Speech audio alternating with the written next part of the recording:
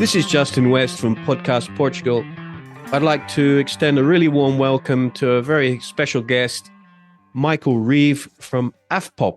He is the CEO, and he's here to sort of discuss and tell us a little bit more about what Afpop is. And excited for this one. Super informative. And Michael, a very big warm welcome to you. Thank you, and thank you for having me. I hope it is super informative, and it's nice to be here. So hello, Justin, and hello, listeners. Hello, listeners. Yeah. So let's delve straight into it. Can you tell us a little bit about Afpop? And I'm hoping that I'm pronouncing it correctly. And what inspired its creation?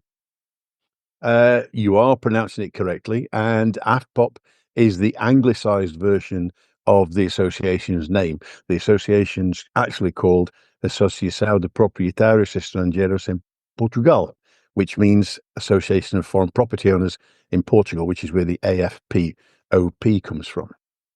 And it began in 1980. Well, actually, it began before 1987, but it became an association in 1987 when they formalised some articles and statutes and went to the notary and got themselves registered as a non-profit association of members. But it had actually started before then. And at the end of the 70s, the beginning of the 80s, Portugal was becoming fairly after the revolution, basically, in 74. The Portugal became a lot more interesting, certainly mainly to the Brits in the first instance, who came over here and were buying just places to retire to and holiday homes. There were none of the urbanizations then, or the big places like Quinta do Lago and Valdeloba and the other places hadn't been created then. So people were coming and buying little quintas and little apartments in Albufeira and in Lagos and Almansil. And the problem with Portugal at that time, and it's still a little bit like this now, the problem at that time, though, was each council area had its own rules, and then you'd got the government rules. So there were different things that you needed to abide by. And if you lived in Almansil, it might say one thing. And if you lived in Lagos, it could say either exactly the same thing or something completely different. And so there were a group of people. And to be honest, I don't actually know how these people got together. There's never been made apparent to me how they sort of migrated towards each other, but I suspect it was in the Almansil area, which seems to have been, or Lule maybe, which seems to have been the hub, of where people were congregating. I could be wrong about that, but however it was, they got themselves together and they created like an information sharing group, and it was simply that. So because they weren't here all the time, so there would be somebody, for example, who might buy a little property, a ruin, or a piece of land to come in and build something on, or build towards a retirement, or update a house, and that might be an investment for the future. And then when they actually came here 5 or 6 or 10 years later, well, maybe not 10 years, but certainly a few years later, they find that the rules had changed, land had been reclassified, and the things that they wanted to do, there was no longer possible. Because land registration or land classification in Portugal, certainly in the Algarve, used to be, I don't know if they still do it religiously now, but it used to be revisited every 10 years. So after 10 years, they could have a piece of land which you thought was for building on, and then somebody say, no, it's agricultural now. And as soon as it's agricultural, you can't build on it. So you bought yourself a piece of land to build a property on, and found that you can't do anything with it. And other things like people were buying ruins, and because it had already got planning permission implicit because there was a ruin there, and then coming and building a house, but not realizing that you had to build the house within the footprint of the original ruin. So they were coming and building things which are 3 times the size of an old Portuguese farmhouse ruin, and then when they built it, find that they wouldn't get planning permission for it because it was outside of the original footprint. So that became its own bureaucratic nightmare. So there were lots of things that people didn't understand, and they formed like a self-help group, and it gradually expanded over a number of years. And then, obviously, as they got to 600 or 700 or maybe 1,000 people who are joining in with this thing, it became too unwieldy to do just from somebody's bedroom, and so they formed an association, and that was in 1987. And you could tell it was Brits that was involved because it was on the 11th of November. So I can't believe that was coincidental. But on Armistice Day, they took out, they created an association, and it started with around 12 or 1,300 members in the, as I say, in the Lule, Almondsville areas, essentially, and then it gradually grew over the years, and we've been here ever since. And the raison d'être for the association, which is basically to provide information and support, and for its members, has never changed. It's still the same core principle that we have now as we had when the association began. So that's really where it all started, and from that excuse me, from that humble beginning in the Almondsville area, it's grown to being, and it was always Portugal wide, because there were, I think, some people in Cascais who'd got wind of this, and how all this came together. Frankly, it could be interesting to look into. But so how it all came together with all these people from all over the country joining this association, I don't know.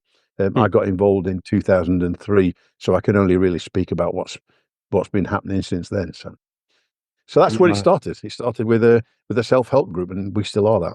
It's fantastic. I've looked at your website, and there's lots of very informative things on there. And I noticed you have a drop-down menu of multiple languages as well. So is that something that's expanded into offering more languages, or is it already always been? Yeah. No, when I first came here, which was as I said, was in March of 2002, 2003. Sorry, when I took over as then executive officer, which became the CEO. We had, the majority of our members were British. I think it was almost 70% were British, and then the next highest nationality was the Germans, with about 12%. And then after that, the Dutch came after, and then there were a few other languages or a few other nationalities added on to that. And over the years, that's changed slightly, in that the British percentage has come down to 40. I think at the end of last year it was 48%, and that's not necessarily because we've lost British members. It's because we've got more nationalities added on to that. And our second biggest nationality now, actually, since the pandemic, has been American. They're our second largest group, with people leaving America to come to the Algarve, and you could say that's also a different kind of English, but I wouldn't. I'd be reluctant to go that far. But at least they do still speak English.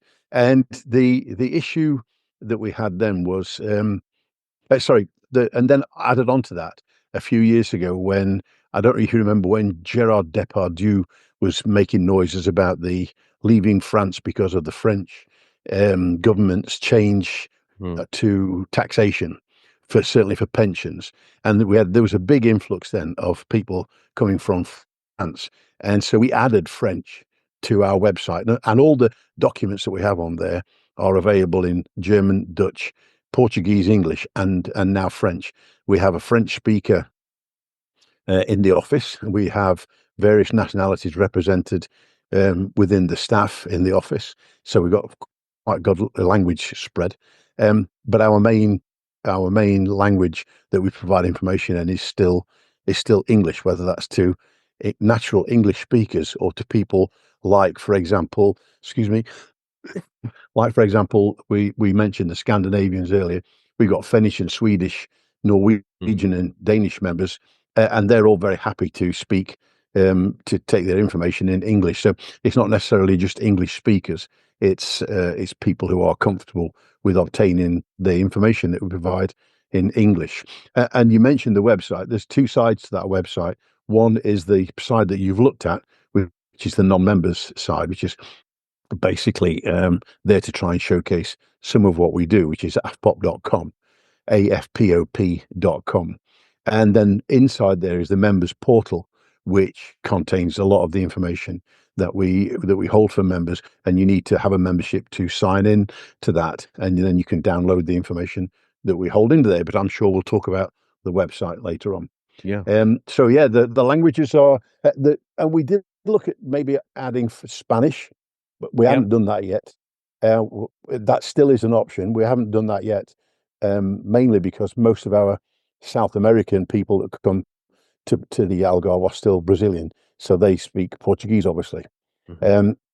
So we haven't added Spanish. Somebody said to me we should add Mandarin or some form of Chinese. Or We've shied possibly away from Russian, that. maybe even Russian. Well, but strangely, we looked at Russian, and interestingly, the reason that we have, excuse me, interestingly, the reason that we have the information in Portuguese on our website is for the Russians, Okay. because we were told many years ago, or I was told many years ago, that if a Russian person or a Ukrainian or somebody from the Slavic countries moved to Portugal, they would learn Portuguese rather than learn English, because it was Portuguese is closer to speaking Russian.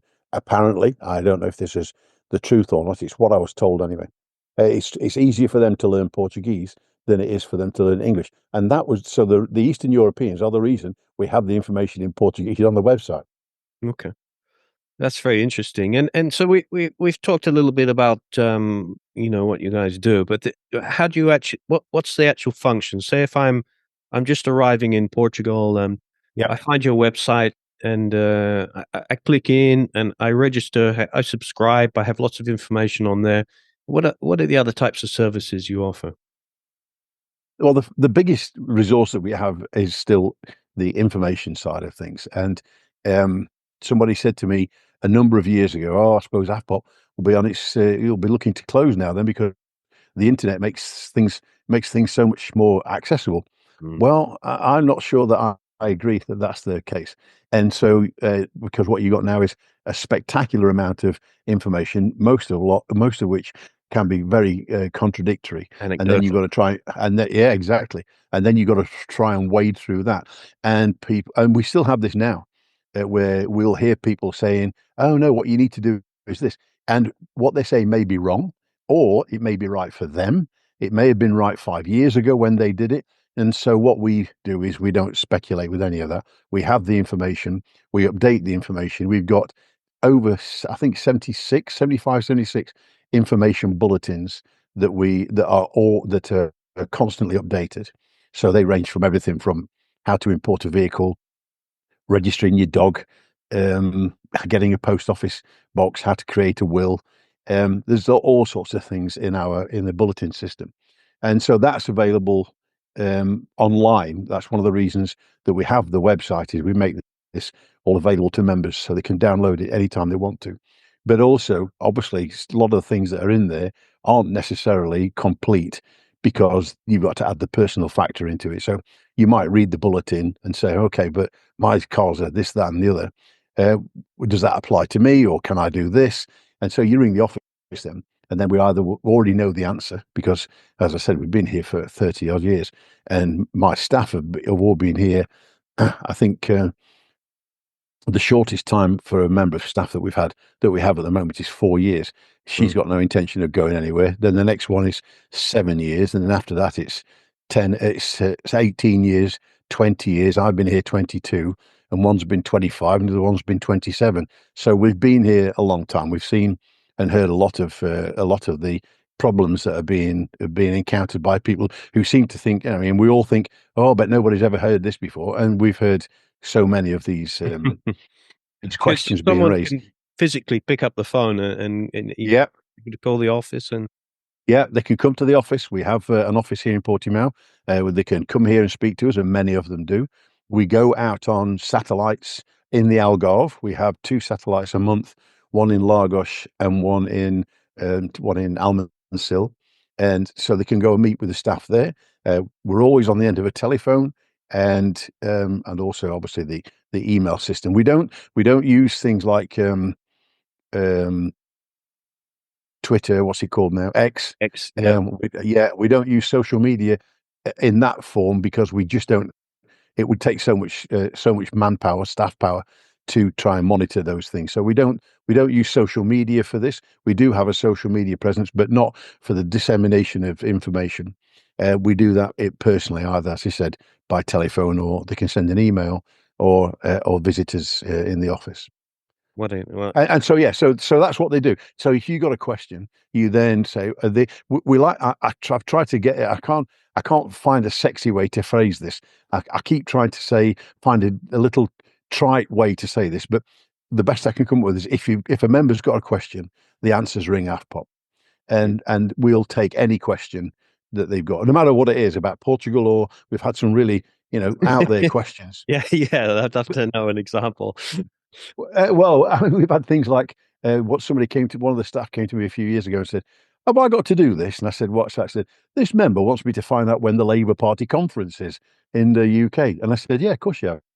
He said, "What's that got to do with us?" And I said, "Well, the fact is, they think that we're the people to go to for that. And so let's be the people that they go to for that. Because if they can ask us anything, then that means they'll ask us the important things. Mm. And if they think they've got to pick and choose what they can ask us, then they might not ask us, the relevant questions. So we'll take questions about anything, and we'll try and find the answers, because that's the whole point. The whole point of being a members association, which is what we are. We don't see our members as customers or clients; they are members. And so you ring the office; it's their association. They pay a fee to be a member of the association. We work for them, so if they got a question, we'll answer it for them. Mm. So, I mean, when I lived in Saudi Arabia, we used to have a guy. It's kind of similar in Portugal in some ways. You don't really know what documents you need to take to an official building, so you just Correct. take Yeah. a whole suitcase. And in Saudi, we used to have a guys called fixers, and basically, Yeah. I didn't even have to go into an official building, and someone would actually sign for me and do all that kind of stuff. Yeah. So it was Yeah. really, really useful. Do you go as far as providing that kind of service, or No, we don't. you recommend somebody does, or? We That's one of my issues over the years. Was certainly when I first started working for Afpop, was the amount of the bureaucratic legal assistants, or bureaucratic assistants people that were here, that were taking money from people, Mm. sometimes for the absolutely most basic things that people could easily have done themselves, and charging them, reasonably expensive amounts, or large amounts, for what are simply very simple bureaucratic things. You have to wait in a queue on many occasions. And so one of the things I wanted to do was, and it's certainly what the association really is for, is to empower people to do their own stuff. There are obviously going to be things that you need to get get a professional to help you with. If you start talking about legal matters, and certainly investment matters, and financial matters, and administration of properties, and there's all sorts of things that you need a professional to do. And we have a range of or a list of people who offer services to our members who will do that. But what we've tried to do, and what we continue to try to do, is to empower people to do it themselves. And so you're right. There are many times where you turn up with everything that you've got in a rucksack and hope that you got the right piece of paper. And so what we try to do is tell people exactly what it is that they do need. So they go equipped with the right pieces of paper, but also importantly, that you go equipped with the right questions, because quite often you get there, and when you come away, you fill in the piece of paper and realize there's actually a question you could have asked while you were there. So we try to help people make sure that they understand what questions they've got to ask when they get there, as well as what documents they got to take with them. Um, so for us, it's about empowerment as far as possible, until such point as they do need a professional to assist them with something, and then we refer them, or we've got lists of people who will take that on their behalf on preferred terms.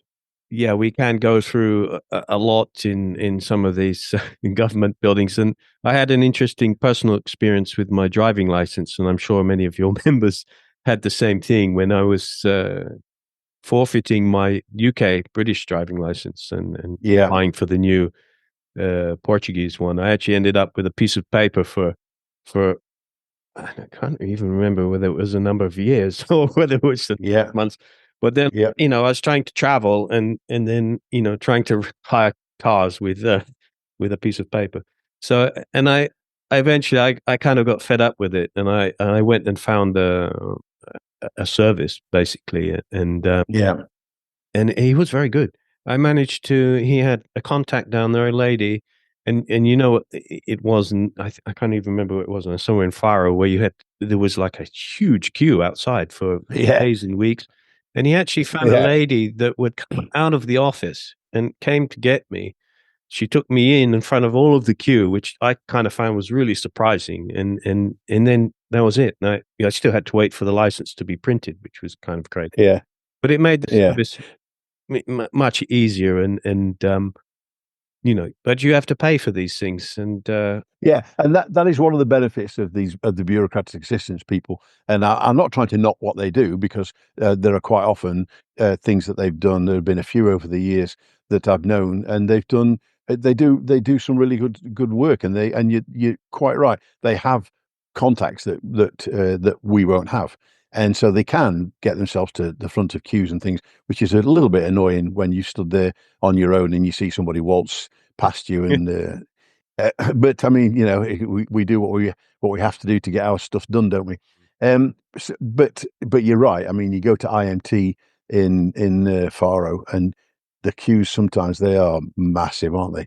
And then they changed the blooming rules, and now if you're a UK citizen, you don't have to change your passport anymore, which is infuriating, because they changed that rule again just after I'd changed my sorry, no passport, driving license. yeah. So that was infuriating, because my wife and I had just done ours, and then 2 months later they said, "Oh no, we've come to an agreement." Bloody hellfire! Why do you come to an agreement now when you could have done it 2 months ago? But so yeah, so that's driving licenses are a big a big headache for a lot of people, and the exchange of them is not as simple as it should be in many instances. No, I mean, actually, it's not something I'd prepared to ask you, but there's obviously quite a few changes that's happened with Brexit. I know, because my partner's Portuguese, so I'm considering getting the citizenship and getting the Portuguese Yeah, passport, because we were just flying back to the UK, and they breezed through at the EU passport check, and I had to wait yeah, in a queue. And my son was like, "Why can't I go with Daddy?" And because he's got a yeah, Portuguese passport, and I just thought, yeah. it's crazy. Um, And it's going to get worse when because the obviously the EES system for the EU was delayed from last year, but it is going to come into force this year, what is the? and the electronic entries I that comes into force this year. Yeah, I came back a Um, couple of weeks ago, and it worked pretty good. I just went straight through. So Yeah, but it is going to change, and it will be sometime this year. It will be EU wide, so then you'll have to go through the biometric gates that have been installed at all the airports. and So that's going to change as well. this takes facial recognition as well, does it? Or Yeah, facial recognition, and I think that it's fingerprints as well. But you only have to do that once. You only have to go through, and register once every 2 years, I think it is, or 3 years. And it remembers you then, but you do have to then pass through, so it'll recognise you in the same way as the electronic passports do now, I think. mm. But yeah, that's going to be something else that you'll then have to do. And if you're a resident, you will then have to go to the booth to so that they don't register, so they don't stamp your passport electronically, stamp your passport, because obviously that kicks off the Schengen rules for how long you can stay in the EU. Oh, really? Okay, that's a bit worrying because I've already Well, done that. yeah, I mean, but it's okay as long as you go through and show your residency to one of the guards, one of the police officers at the thing. They'll then scan that, and then as a resident, it negates your Schengen See, I didn't rules. even know that. So that's something that I've done, and I should have been a member of Afpop and got that information because Absolutely, I've yeah. given you that one for So free. that's going to be a future Um, admin headache for me. Perfect. It's not an admin headache, because the only thing you have to remember is, if you're a resident, before you show your passport, show your residency card Okay. and say, "I'm a resident. Here's my residency card, and now here's my passport." And if you do it the other way around, and they scanned your passport, then it'll be registered in the system. So we just for safety, we always say show your residency first, so they know what you're talking about, and then show them the passport, or give it them together if you like. But I always say I'm a resident, and here's my passport, and then you won't get registered into the Schengen Schengen 90 or 180-day rule system. It's going to be fun. And so do many of your members, we have like there's no limit to having a residence here. And do you have many of your members then go on to citizenship and ask you how to do that? Or We do. It's not. There aren't that many, but there are some, and I can think of 3 or 4 off the top of my head of our members that have gone through and done the citizenship. It's the language side of it is the one thing that is a stumbling block for many, because there is a set standard that you have to achieve of Portuguese reading and also verbal communications. So that one takes a little bit of practice. But yeah, there are people who go through and do it if they decide this is it now.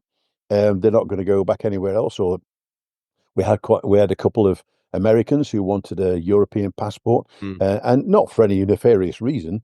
Just they wanted travel. They can. Yeah, absolutely. So they've done it, and I can think of a couple that have done that. And I know an elderly British gentleman who took his took citizenship a number of years ago, and he's actually changed his name. I won't go into what his name is, but he's Portugal. He's what they call it, lucified his name. So Oh wow. if his name was I mean, he does it. I don't think he's done it formally. I don't think he's got any documents, but he calls himself now by the Portuguese version of his name. He's dedicated to being here. So yeah, we do have them. We do have people who take out the dual citizenship. It depends which country you're from, of course, because not all countries have an agreement with Portugal about dual nationality. Certainly, the Brits, the Brits have. You can have your passport, basically. No, exactly. But some countries you do. If you take out Portuguese citizenship, you renounce your passport of origin. But for the Brits, that's still dual nationality is still an option for the UK citizens. So Yeah. I had a really good interview, and the podcast has actually gone live today, which is not today as in today, but right. yeah, it's Tim Vieira who's running for being the president of Portugal, and Right. he was saying, that if he got into becoming the president, he would love to set up a team and try to create sort of longevity, and you're talking longevity of how things run, so investors and people moving to Portugal can Yeah. have a little bit of a roadmap, and you don't make, like what you were saying, they don't change the rules in you're too close together, so you never really know where you are. If you had a message to Tim about representing a large proportion of, although we can't vote for Tim, of course, but representing a large proportion of your members, what would be a message or a question to ask him? Oh wow. What Yeah, a good sorry, I didn't question. prepare you for that one. Yeah, you didn't know. That's actually, I've never even heard the man's name before. Oh, But really? Okay, well now you do, and yeah, no, hopefully all the only one I know is the Admiral Gouveia. That's the only one I've seen as being in the press. The admiral yeah. that wants to be president. What would I say? Um, I I think the one thing that I still find frustrating, after all these years of being here, and I don't know how anybody would go about changing this. So this may be pointless, even raising it, but there really is a very and has always been a real divide between the nationals and the foreign residents, Okay. and um, and of course it's understandable. It's not We aren't talking about the same kind of immigration that's been in the news in other countries over the last few years. We're not talking about that kind of contentious, they're coming here to steal our jobs type of conversation. But there really is a divide between between the foreign residents and the foreign citizens and the Portuguese nationals. And as I say, it's understandable to a great degree. Um, uh, that's the only thing, really, the main thing that I find disappointing about being here. That I've been here for 20 odd years, and people have been here longer than me. And unless you specifically know somebody Portuguese, they still view you as a foreigner. And also people see the foreigners as foreigners, but foreigners, we see ourselves as our own nationalities. Yes, we know we're foreigners, but we're not I'm not a foreigner in the same way as the Germans are foreigner. Do you know what I mean? Yeah. The Portuguese see us all as the class of foreigners, which is understandable, but we see ourselves as parts of smaller communities within that foreign or expatriate group. So yeah, it's I think that working towards, I suppose this would be the same in any country. So I don't think this is anything earth shattering, but I think trying to find a way to open the cross cultural lines. Something I've tried to do a few times that I've just always failed. Yeah. Trying to get people to see us who are all here as being invested in Portugal, and I don't necessarily mean invested as in pumping you millions of euros, and I mean invested culturally, mentally, emotionally in Portugal, and not being seen as somebody who's an outsider. Trying to bring So I your think own that would culture be into the Portuguese culture and trying to make it, exactly. England within the Algarve. Actually, because my partner she's Portuguese, so I've managed to succeed in some way in what you're saying. But I know that many of, well, what she says, many people think the Algarve is actually not even Portuguese, Yeah, which is kind of funny. I can see that point of view, and and I suppose if you've got a specific, and again, this is the same in any country. If you've got a specific love for your nation's history, it can be tough to be welcoming people in, especially when you see that the history that you love is being changed. Now, modernization happens everywhere. It's not something that's ever going to stop. It's not as if there's anybody's going to halt progress.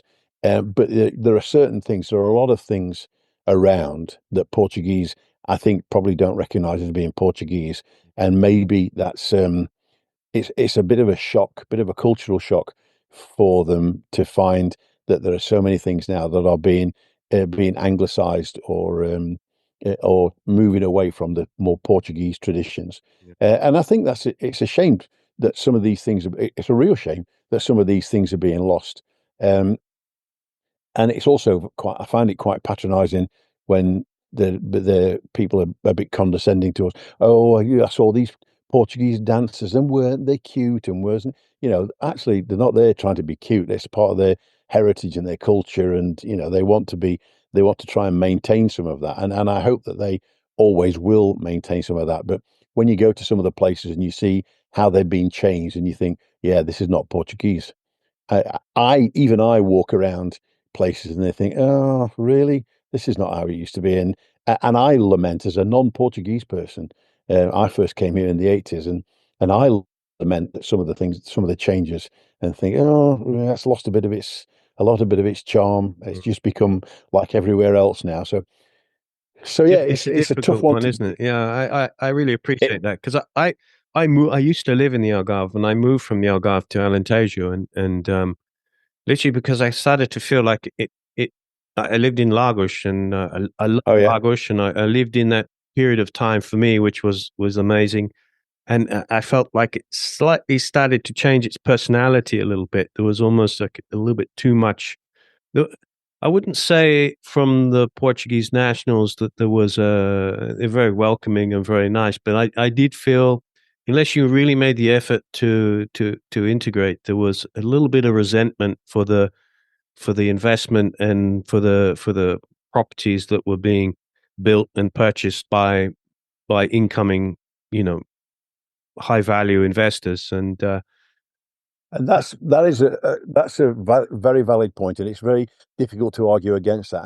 And I agree with you. I'm not trying to say for one moment that the Portuguese aren't welcoming and aren't friendly people. mm, That is not the my that opposite, is is it? not Yeah. Yeah, it's not my assertion whatsoever, but it is difficult when you see how difficult it now is for Portuguese people to live and make a living here, and it's also I think I think if you were to go back to the question you asked me about Tim, what was his name? In Sorry, Vieira. Tim Vieira. I think what I would say to him is look for more ways to get positive foreign investment, genuine, proper Not just investment always in tourism. Portugal. Yeah. Yeah, not into. I mean, tourism's big, but there's the old shoe making, clothes making. Mm, There's lots of industry that used to be around in Portugal, which isn't here, and there's got to be not here for a reason.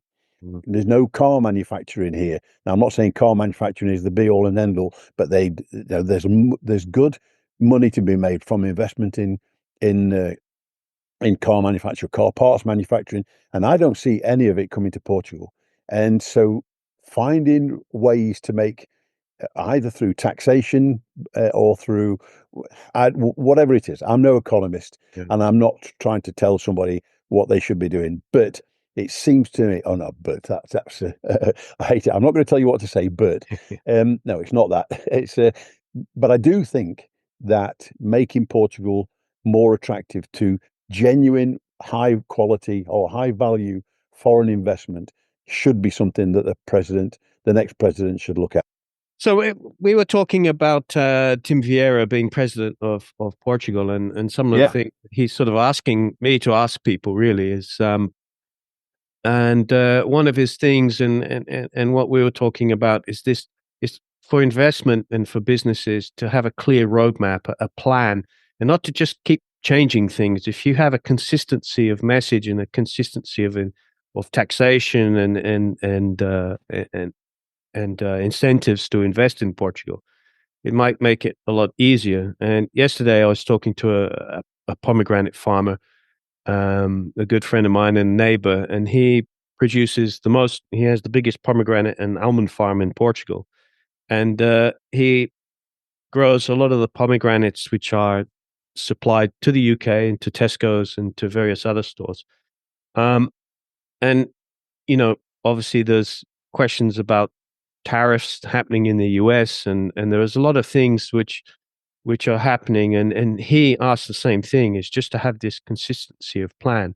Now, in fruit production, there is a lot of influence with the EU in terms of labeling. So, for example, his one of his things that he would really like to see is when he has his pomegranates on in a shop in Intermarché or whatever, that he actually has a label there saying grown in Portugal. And sometimes that happens, but it's not often very clear.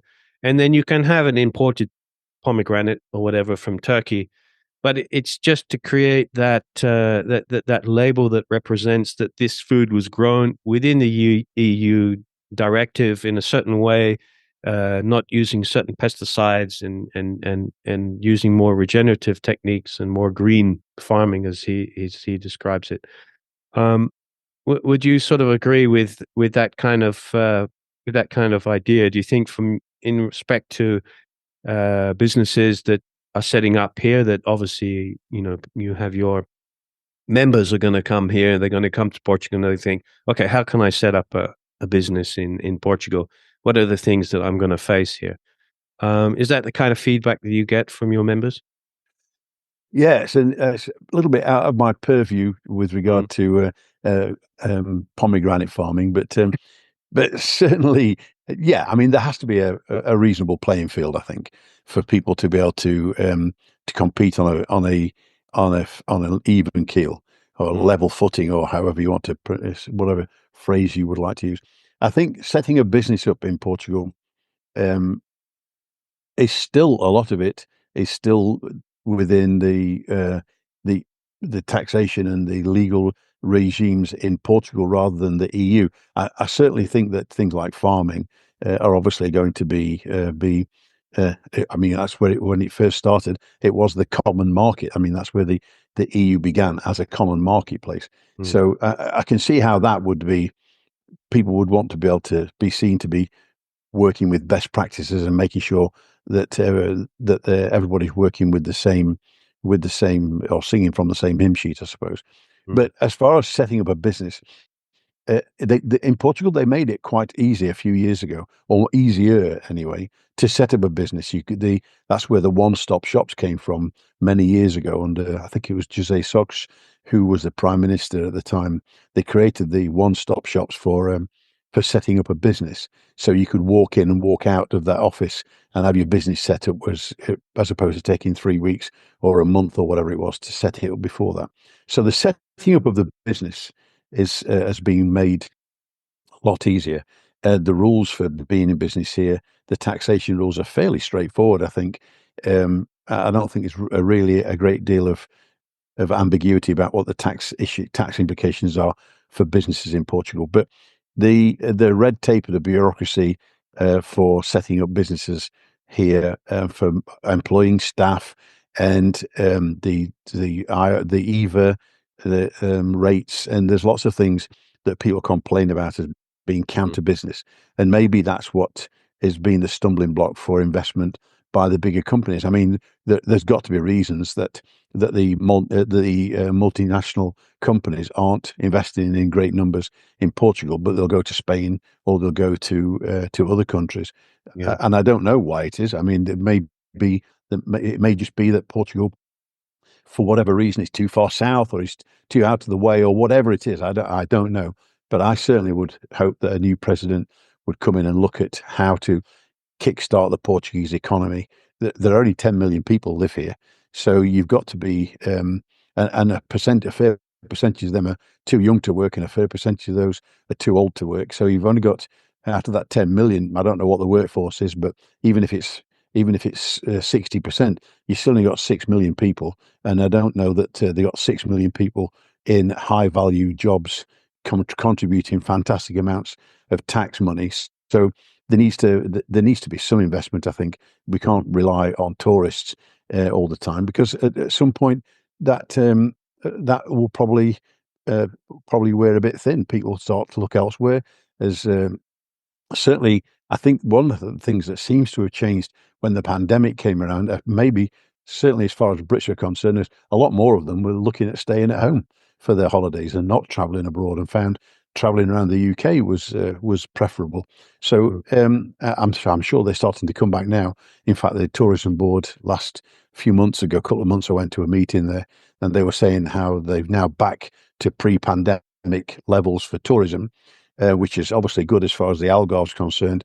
And I'm sure a couple of other regions, Cascais, Porto, have also big on tourists. But there's an entire rest of the country that isn't big on tourism, and I hope that a new president would come in and look at that. Mm. Very interesting. And on that tourist note as well, like I read I think it's actually on your website, there's a bikini ban in Albufeira. Oh yeah, not yet. They're Shocking. going to do that. Oh, It's wider. I mean, we only put a bikini ban on there, but it's about public fornication. We didn't put that on there. right. Okay. Yeah, there's a whole there's a whole load of other things that are going on there. But we put the bikini ban because that was the one that was more Sounds palatable, good. I think. But yeah, but we don't want to. You can't fornicate in the streets because I mean, what sort of message does that send? I don't think there was a great deal of public fornication going on, to be honest. But certainly intoxication, public intoxication, the cracking down on that in Albufeira. But the headline one was the bikini ban, because they just don't want people walking around with the skimpiest of materials on. And you do see some of them, and you think, good grief, have you not got a mirror? Well, you Because still see they're some so of that in what? you go to the UK and some of the Yeah, towns man, that in tell the me, middle of yeah. winter you get there's quite a few Absolutely, yeah. It's a gimpy. funny story actually that there were one of the Brazilian footballers. I think it was Faustino Aprilia, went to Newcastle, Mm. and they were talking to him about why he'd chosen Newcastle, and apparently, and this is true. This is what he said was true, that he said it, but whether it was actually true and he was joking, I don't know. But what he said was, when he was looking at Newcastle, he looking at some photos of the nightlife, and because the women were all wearing next to no clothes, he thought it must have been a hot place to go to. So he went to Newcastle thinking that all these people were dressed for the occasion, and he didn't realise that women in Newcastle go around dressed like that in the height of winter. So I thought that was quite Yeah. amusing. He got But to Newcastle and found out it was freezing. Well, that it's an interesting story. We look at it and we sort of think about it, but it does carry that message, like what we were talking about earlier, about sort of integration of cultures and maybe slightly too much reliance on tourism, which could get the backs up of Portuguese nationals feeling that they have to serve, be in the service industry to another nation that comes in, or other nations that come in and perhaps don't share a similar value. That's a great point because when people come on holiday, obviously they're on holiday. They want to be Mm-mm. able to let their hair down. Well, the people that are here aren't on holiday. My wife and I, once it gets to the end of July, we don't bother going out until September. We just, I mean, even the beginning of July, we don't go to the restaurants. We don't go out, not because we're bothered about people in bikinis, but it's just people are there and they're on holiday and we're not, and it's just a different atmosphere. And so the people who live here, even the non-Portuguese people that live here, get a bit tired Yeah. of having to compete for 2 months with the tourism industry. But that's what the economy is. Mhm. So you can't stop people making a living, and nor should we want to. But if that's what the focus is, that and golf, it's okay and it brings money in. But as I We need said, to I just hope that diversify a little bit. I think so. There's got to be a reason that the big companies, the multinationals, aren't coming and investing in Portugal as they are in other countries. And if that's to do with things that can be changed, then maybe somebody needs to look at changing them. If it's to do with geography, well, obviously geography we can't do anything about. But if it's to do with taxation, if it's to do with employment policies, whatever it is, I think a new president should come in. And I know they don't have the political power to make the changes, and they are still the president and not the prime minister. But I do think that whatever energy they've got to bring to bear on these things, they should do, and we should look at making Portugal more attractive. Yeah, I did get quite excited because Tesla were on about building a gigafactory here, but then we lost the contract to Germany, I think, Right. which would have, again, like you said, would have created a lot of opportunity here in Portugal. But yeah, we lost it. There was talk a few years ago, in two regions. I think one was around the Silves area, and I can't. I don't think the other one was Lisbon, but there was talk of a couple of places of Disney coming over, one of the big film studios, and Oh, making an actual a studio here, proper. Instead of just coming here and going to a hotel and doing a couple of days of filming, actually making bringing a film studio here to make well. films. And what happened to that, I have no idea. Or whether it was just pie in the sky and media talk, I don't know. But Well, I think a lot of these there was a really big film studio that was being, I can't remember who it was, but there was someone constructing a big film studio in Hollywood, and they shut up shop. They yeah, they they took a look at AI. Uh, yeah, they took a look at how production is these days, and they thought, why are we spending all this money on that when it could change? So it's a good perhaps point. And also that is one of the things that's positive here in Portugal is that it's become. I'm going to sneeze in a second. Sorry about this. that's okay. Um, I'll do my best to cover the microphone. Um, excuse me one second. Uh,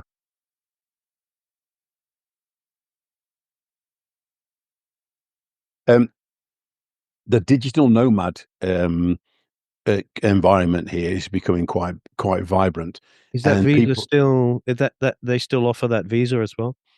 I don't know. That's a good question, but I'm sure they must do. But I know that certainly upon the Silver Coast and in Lisbon, Cascais area, not so much maybe in the south, but certainly further north, there are a lot of people who are younger people who are moving here and deciding, do you know what, I can do this from anywhere. I Yeah. was talking to somebody only 2 weeks ago who's up in Aveiro, just north of Lisbon, and he was saying that they got some Americans that have moved there, and one of the things they love about being there is they can get up in the morning, have a late breakfast, go and hit the surf, go and get down to the beach and have some surf, and then still be around when America wakes up to do all their stuff at lunchtime. And they've got a fantastic lifestyle, and they're making all the money that they were making in the United States, and they've just got a better lifestyle.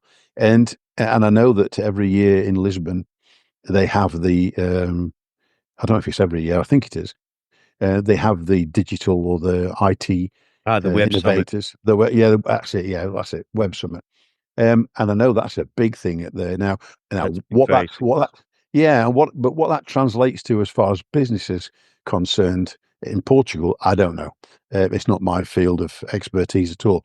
But but it keeps getting bigger, and they keep getting really good reviews about what's happening there. So that's a place of innovation, and that might be something that can help to put Portugal or elevate Portugal on the map. I think Portugal is on the map, but it's just a little bit lower down on the yeah. on the ladder I think it's just than maybe we'd awareness. I like. think I Yeah, think Portugal almost, and we going back to that role of president of Portugal. If you can create that awareness, if you can have a strategy of sort of saying, Portugal's open for business, then in that's the and thing. market that, Yeah, perhaps that could be an answer. yeah, and also Talking about that web. Sorry, carry well, on. no, I was going to say that a lot of the embassies, um, the reason that they exist, half of the reason that the embassies exist, is to promote businesses. Mm, Certainly, the British embassy, its big remit, its big, um, its big goal is to promote cross-cultural, cross-national links, or bilateral links, or whatever it's called. I can't think of the word now, between the UK and Portugal on businesses. That's what they're there for, and they've got various chambers of commerce, and so I think there's expertise there. There's certainly the will there. It just maybe needs to be regalvanized. I don't know. yeah, yeah. But is that something that Afpop is doing, or is it more just for literally personal? Yeah, it's not really. It's not our expertise. We don't. The only real um, links we have with the business environment at all are through our Better Living in Portugal Expo, which we have in October each year, which is a Right. exhibition here in Portimao of foreign owned businesses. Or it started as foreign owned businesses. It's now just businesses in Portugal. Mhm. So we have that, but the other thing is with our directory of benefits to members. So we don't provide we provide services, we provide links to the people who give benefits to members, but we don't really provide any business setup or any business guidelines because it's just so complicated, So and we somebody, leave that to. so somebody could probably go to their chamber of commerce and try to find links that way. They could go. They could do that. But as I say, you go down to the citizens shop, and they can tell you how to set up a business there. Mm. And then an accountant anyway, and, Hmm. and unless you're going to do everything on green receipts. But that's one way to start on green receipts. But you're going to need an accountant, so the accountant will guide you through all the things that you need to do as far as finances are concerned. You're going to need a lawyer, so there's no real role for us to play except having a directory of these people who offer those services. So our role is really minimal as far as businesses are concerned. Mm. Mm. And another thing that so talking going back to the personal thing, healthcare in Portugal, I've had some Yeah, really good experiences here. Actually, for it's not that expensive to have private healthcare a card here, and I've been to various different hospitals in Lisbon and wherever, and it's been fantastic service as well. Like I'm yeah. not back The really. Yeah, Um, the compared to other countries, certainly compared to the big comparison is with people coming from the United States, where they can pay $1,000 a month for health insurance, and here it costs them $2,000 for the year, kind of thing. mm, So as far as I think you're getting slightly different coverage. You need to speak to an insurance person about that. mm, But yeah, the healthcare situation here, if you're a resident, you're automatically entitled to the National Health Service, mm, or SNS as it's called, Serviço Nacional de Saúde. You're automatically entitled to access that as a resident. So, and mm, you get treated, as far as that's concerned, you get treated the same as a Portuguese national, and that is very cheap way to have your health care looked after. However, there are some drawbacks to it. One is it's extremely understaffed. and so there are some fairly long waiting times at various places, and you don't even get a family doctor now. When I first came here, you used to get a family doctor when you registered at the Centre of Saúde, and they would name a doctor, and that was your doctor. That doesn't exist anymore. I think it might do for the Portuguese, but I think even the Portuguese have had the family doctors removed. If you don't have one now, then you won't get one. And so the family doctor, so somebody, certainly as a Brit, you're used to having a doctor who knows you by name and can remember when you were born, and it's all that kind of. I remember that when you had your lumbago and all that kind of thing. They know your history, and that doesn't exist. So that's a bit of a drawback. Um, the other drawback, obviously, is the language issue, and many of the places, certainly the doctors will speak in English, but if you go to the centre of Saúde and even the hospitals, many of the people that work there won't speak English to you, even if they can. And that's not a criticism. I don't see why they should. But so that can be a bit daunting when you're not feeling very well anyway, and you go to the hospital or the doctors, and then you're trying to make yourself understood, and more importantly, understand what they're saying to you. So this national service, and I had an operation in the national service a few years ago, and it was fantastic. I have no complaints whatsoever, and it cost me not a single euro because I work here, and obviously I'm covered in the social security side of it. It cost me nothing, and when I tell people that, and they think back to how much it would have cost them for a similar, or it was only to have a stent fitted, but certainly if you go to do that, and you're paying in the United States or the UK for those kind of things, it can be expensive. It didn't cost me a bean. So and the service was excellent. There are other people who have. One of my staff, one of my team upstairs, her mum was ill a few months ago, I think it was, and she spent over a day sat in a chair in a corridor waiting to be seen. And she's Portuguese, so it's not as if it's the foreigners that are just getting treated badly. It's just understaffed and underfunded, and so that's an issue. Although if you get in and you're being treated, then the service and the treatment that you get there is very, very good. As far as the private healthcare is concerned, yeah, that's affordable for most people, and the services that you get there, uh, they aren't necessarily as cheap as people might think they're going to be, but the health insurances are fairly comprehensive. They're fairly um, uh, affordable, and even some of the hospitals. So you mentioned a couple of hospitals in Lisbon. We have an agreement with the hospital, the Red Cross Cruz Vermelha Hospital in Lisbon, and even just using their card, our members get 50% off the fees for everything, for almost everything that they charge there. So if there are things that you don't want to use a health insurance for, there are other options. The hospital particular in the Algarve and also in Lisbon and in Madeira, they have a care card as well. And so there are many of them that have got options that you can use for the less expensive procedures. But yeah, when you get treated, my wife had a hip replacement 2 years ago at the private hospital on the insurance, on our health insurance in Albufeira, the Lusíadas Hospital Yep. in Albufeira, and a little bit of the problem with a couple of the nurses who weren't particularly very nice, very pleasant. But the thing itself, the operation itself, it was well priced. It was excellent, and so she came out of there. And now, if you see her walking, you wouldn't even know that she'd had a hip replaced. Great. So yeah, I mean, it is there. The problem in both of those though is the staffing levels. It's quite a that is one of the crises for me in Portugal is the healthcare situation. Um, A Hopefully, little bit most like that people. in the UK as well, I guess. Well, It's it really is. Yeah, such a monolith of an organization. So yeah, yeah, it really is.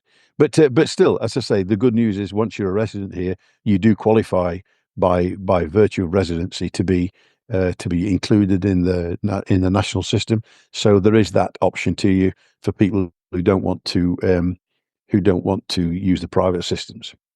mm. So I've got another question for you. It's not on Go on. it was not on our list of questions. Okay, all right. What is one of the best places that you visited in Portugal and Oh, good question. Um, There are a couple of places in the Algarve that Mm. my wife and I quite like. You mentioned Lagos when we were talking. Oh, we love Lagos. So we quite like to go over there. And one place that we like, and we can't put our finger on why we like it so much, is Montegordo on the or I don't almost know on that. the it's almost on the Spanish border. You got Villarreal on the Spanish border, and just before that you got Montegordo. And we It's on cannot for the life of us, The yeah, Guadiana just River. before that, yeah, absolutely, yeah, just before then. And we can't for the life of us think why we like it. But when we get over there, we instantly feel relaxed. I don't know what it is about Montegordo, but so those couple of places that we like in the Algarve. But we outside of the Algarve, we quite like Porto. Um, Ah, yeah, yeah, yeah, it's a little bit hilly if you when you're in in the town centre itself, but that's a really nice place. yeah. We enjoy that. We went to um, they call it the Portuguese Venice as Aveiro. Ah, yeah, yeah, Aveiro, yeah, yeah.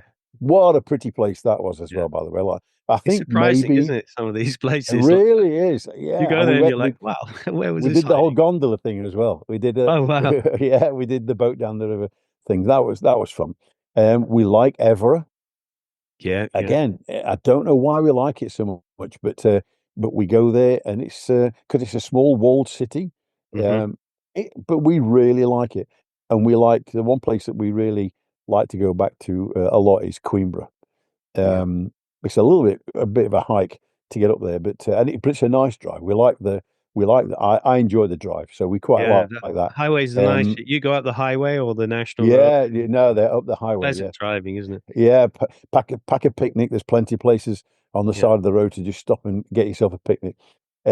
So we really like Coimbra. Again, word of advice: if you go to Coimbra and you want to go to the University Gardens, put some good walking shoes on. In fact, I would say get a taxi and just look around because that is some walk up there as well. Good grief, yeah, that is that strains the old lungs and the calf muscles. That one does, but it's such a pretty place, and it's got such a lot of history in Coimbra as well. So we like Coimbra. They're really the places that we. There are a couple of places on the west coast that we quite like. Villanova de Mil mm, is a nice place. It's got a lovely maybe. estuary up there, so that's really pleasant. So yeah, there's quite a few. Tavira is nice. The problem with Tavira is it's a difficult place to get around, I think. So, but once you're in there on the riverfront there, that's a very pleasant place. So, outside of the Algarve, I think if we could only go back to one place, I think it would probably be Coimbra. We like Lisbon as well. I love Yeah, the atmosphere in Lisbon. I really enjoy being walking around Lisbon. But I think if there's only one place we could go back to, it would probably be Coimbra that would be our number one visit. yeah.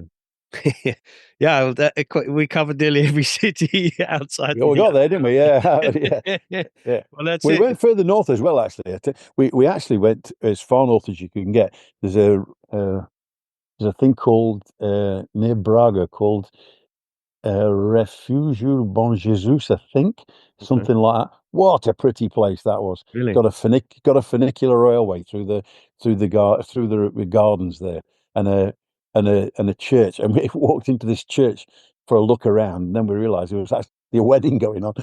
So I'm walking around this church taking photographs with my phone and saying, "Oh, look at this!" And there was a blooming wedding going on. They're actually getting married. So they just let you walk in. So that was nice, and Braga and up around that area were very pleasant. Um, that was a lovely place, yeah, very pleasant. Yeah, there's plenty of places to explore. We've been They going really to are. some of the castles and the Alentejo and some of Yeah, the castle towns on the Spanish border. yeah, yeah. Fantastic. Oh yeah, Montserrat.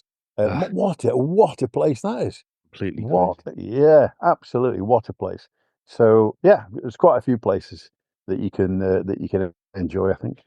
Yeah, great. So, is there any sort of messages last? If it's probably a good time to wrap it up now. But is there any sort of lasting messages? I'll leave um, I'll leave some links in the show notes and the bio, which will go out on all the different podcast platforms.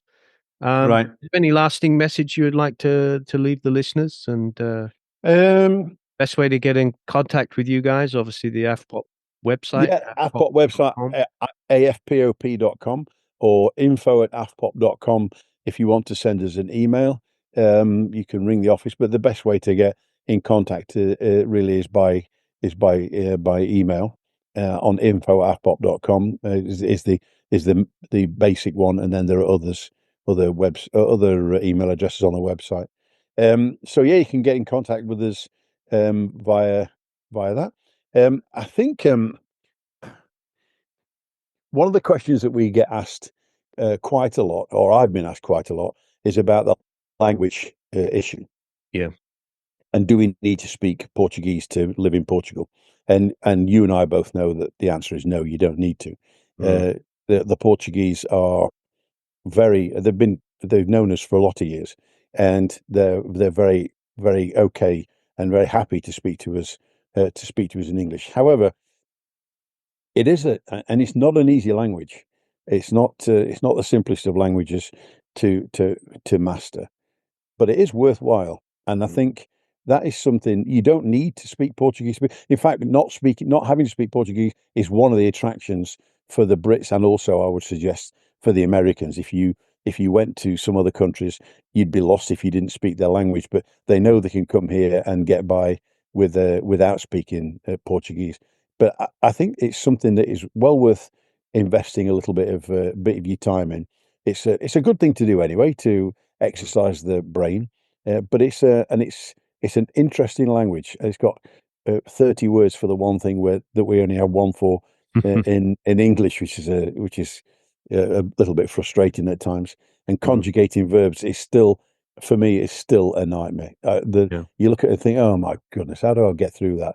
Yeah. But if you do it properly, and the reason it's worth doing is because the Portuguese love it when they Mm. find you speaking, and they're very generous when you speak in their language. They're not like others. I've seen other people trying to speak English and being criticised for their English, and you think, well, the person's making an effort.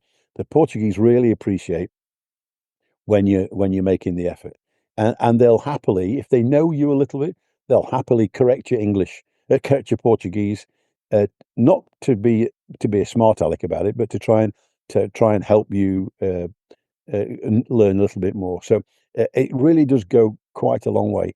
And the number of people who have said to me, even when my Portuguese was really fairly basic, would say to you, "Oh, you speak really good Portuguese," and I knew that I wasn't speaking really good Portuguese, but it was just the fact that you made the effort. Yeah. So, if for nothing else, for your own peace of mind, for your own mental growth or whatever, but just to make that bit of an effort to try and speak the language, it goes a long way, and it makes you feel good about being able to speak to people in their language. I There fully was agree. some, That it goes back to that theme we were talking about with integration. If you really want to be part of a country that you've moved to, if you really are, you've moved to that country for many different reasons, but if you feel like you want to learn more about that culture, I think learning the language is that gateway.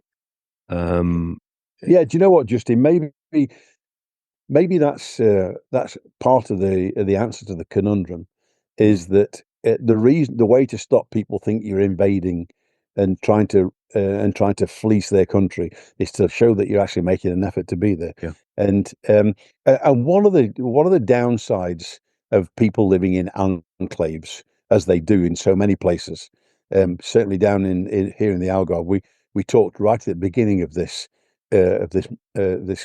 conversation about how Afpop started and how tourism and that started. And when people then started to build reservations, then when they were starting to build Mm. conurbations to Compounds. attract these, Yeah. yeah, Yeah. they built them with a view to selling them to non-Portuguese people. And Mm. so what you've got in many places are these little outcrops of foreigners living in their own little Mm. non-Portuguese world. They don't even look Portuguese when you go inside the estates there.